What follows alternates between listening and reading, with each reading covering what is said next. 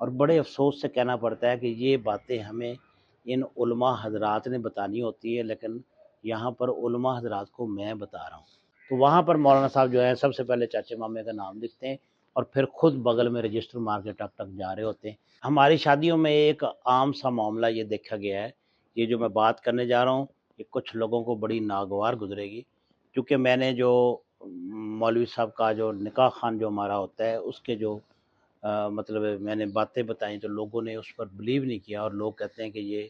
غلط بیانی ہے یا ان کے خلاف پروپیگنڈا ہے۔ ایسا کچھ نہیں ہے، حقیقت میں ایسا ہو رہا ہے۔ آج کا جو مسئلہ ہے، یہ سارے لوگ جو ہے وہ ایمانداری سے کمنٹس کریں گے اور مجھے بتائیں گے کہ میں غلط ہوں یا ہمارا مولوی غلط ہے۔ آپ نے کوئی بھی شادی ہو وہاں پر دیکھا ہوگا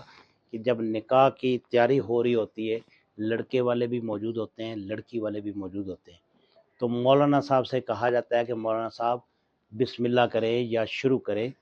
تو مولانا صاحب جو ہے وہ بیٹھ کر فارم پہ لڑکے کا لڑکی کا نام پتہ سارا کچھ گواہ وغیرہ یا جو بھی ہوتے ہیں وہ سارے خانہ پوری کر کے تو پھر وہ مولانا صاحب کہتے ہیں جی چلو اٹھو لڑکی کے پاس چلیں۔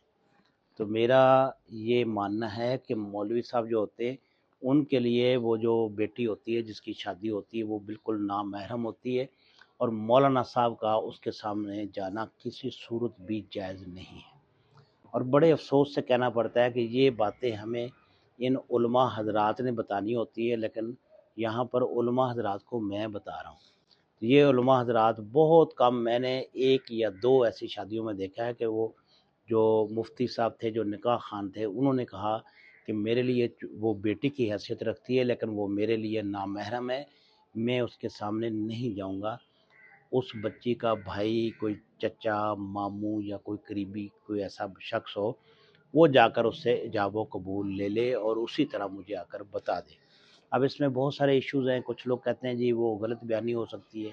لڑکی کی جو منشا ہے وہ ضروری ہے، تو اس میں کوئی شک نہیں ہے، ضروری ہے، اسلام نے اجازت دی ہے، لیکن اسلام نے اجازت دی ہے تو مولانا صاحب کو، مولانا صاحب جب بھی کو کہتے ہیں کہ چلو جی بچی کے بعد وہ فوراً اپنا وہ بغل میں رجسٹر مارتے ہیں اور ٹک ٹک ٹک جا رہے ہوتے ہیں مولانا صاحب، اور پیچھے جناب جمع غفیر بھی ساتھ ہی ہوتا ہے، چاچے مامے دادے نانے سب ساتھ ہوتے ہیں۔ تو مولانا صاحب کو چاہیے کہ یہ والا نقطہ جو ہے اس پہ ضرور ان والدین کو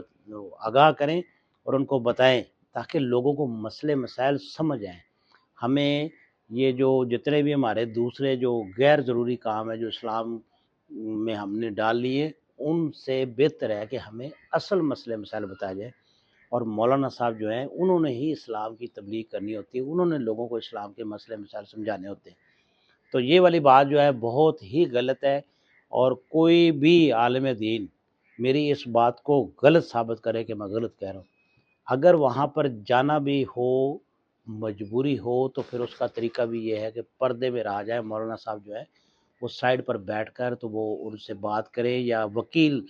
اور سب سے اہم مسئلہ یہ ہے کہ مولانا صاحب جو ہوتے ہیں وہ کیا کرتے ہیں، وہ وکیل بھی وہاں پر اس میں لکھا ہوتا ہے لڑکی کی طرف سے،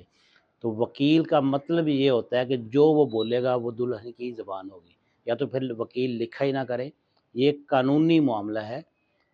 اس کو مطلب ہے کہ قانون کا ایک وہاں پہ خانہ بنا ہوا کہ آپ لڑکی کی طرف سے کوئی وکیل ہوا کہ نہیں ہوا،